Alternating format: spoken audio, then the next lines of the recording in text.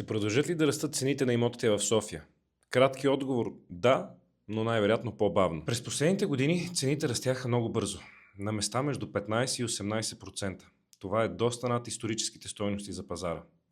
Повечето анализи показват обаче, че ще има нормализиране на този ръст. Средно между 3 и 7% прогнозират да бъдат ръстовете в имотния пазар. Причините са няколко. Основно това е, че търсенето в София все още е много голямо, защото София привлича огромен процент от хората в държавата, най-вече заради заплатите, които се предлагат в София. На второ място това е, че новото строителство трудно смогва на необходимостта от нови жилища, и на трето място ипотечното кредитиране все още е доста достъпно. Основният риск е един: банките да затегнат кредитирането или да се вдигнат лихвените проценти по ипотечните кредити. Това със сигурност ще охлади търсенето. С други думи, цените ще продължат да растат, но със сигурност не с темповете, които видяхме през последните години.